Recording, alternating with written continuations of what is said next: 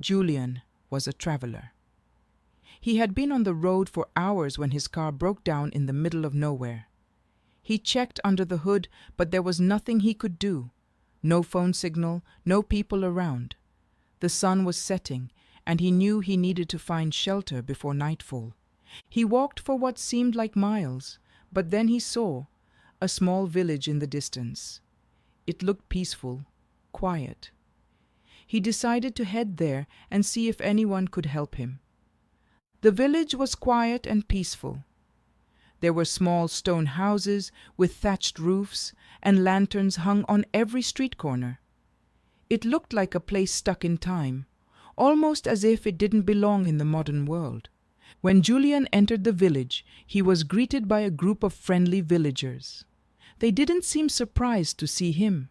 They were welcoming and offered him food and a place to sleep.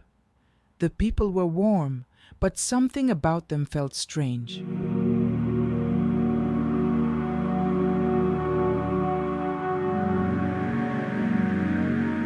They didn't seem to know anything about the world outside the village. No one mentioned phones, cars, or even the internet. When Julian asked them about the year, they all just smiled and said, "Time is not important here."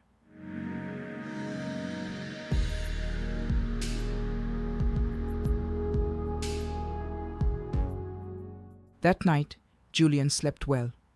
The next morning, he decided it was time to leave. His car was still broken, but he figured he could walk to the nearest town. The villagers wished him luck, but when Julian tried to leave the village, he realized something strange.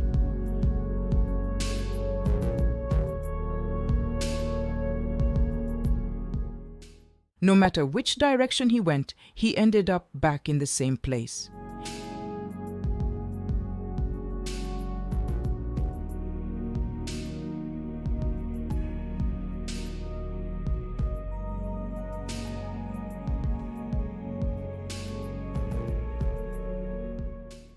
He thought he was walking straight, but suddenly the familiar stone houses appeared again. He shrugged it off at first. Maybe he was just confused, he thought. He turned around and tried another path, but once again he found himself back in the village.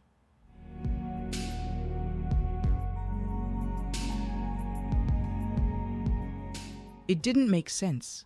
He walked down a road for hours, or so it felt, but every time he turned around, he was back where he started. His frustration grew. He asked a few villagers, but they just smiled and said, "It's a small village. Everything is close."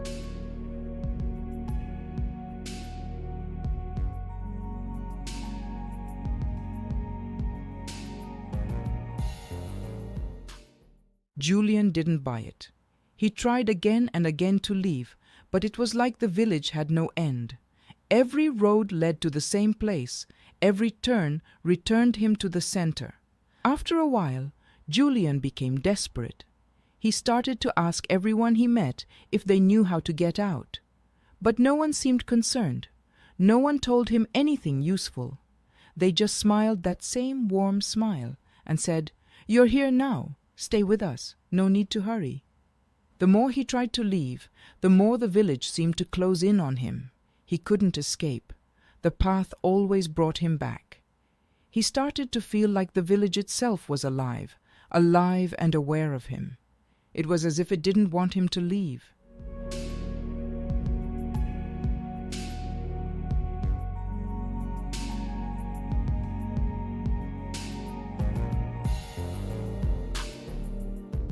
Days passed, and Julian started to feel something strange happening to him. He couldn't remember why he had come here in the first place. He couldn't remember what he had been doing before the car broke down. The village felt more familiar now, almost like home. It was easy to forget the world outside. The villagers were always there, always smiling, always welcoming.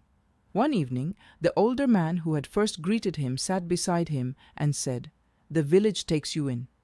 It keeps you. You can never leave, Julian. Once you enter, you're part of it. You belong here now."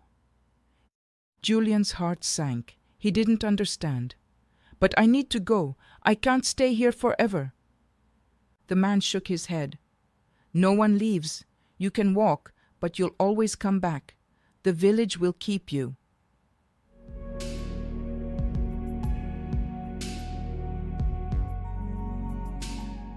Julian didn't believe him.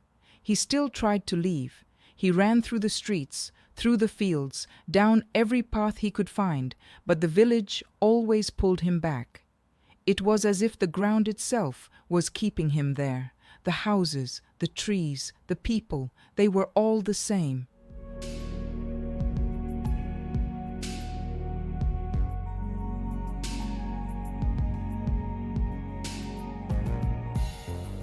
He started to lose track of time. Days turned into weeks. He stopped asking questions, stopped trying to escape. The village had swallowed him whole, and he was a part of it now.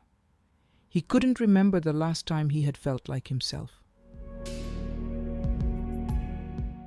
One day, after what felt like months of wandering, Julian decided to take one last walk to the edge of the village.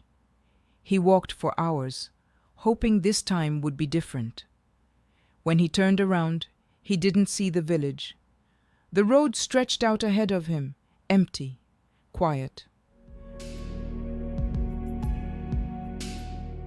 Relieved, he thought he was finally free.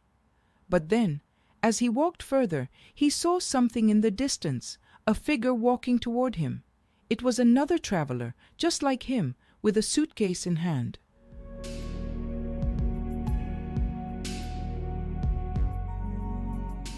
Julian's stomach dropped. He knew what was happening. The traveler would enter the village and the cycle would start again. The village would claim them just like it had claimed him. As Julian watched the traveler walk closer, he realized something. The village would always be there, waiting for the next lost soul. It would always bring in new people, trapping them in its endless maze. The traveler was walking toward the village now, not knowing what lay ahead. Julian felt a heavy weight in his chest. He couldn't warn the traveler. He couldn't even remember why he cared. But deep inside, he knew that the village would never let go. It would always take. The last thing he heard was the villager's voice, a deep guttural sound that echoed in his bones. "You are ours now." And then everything went dark.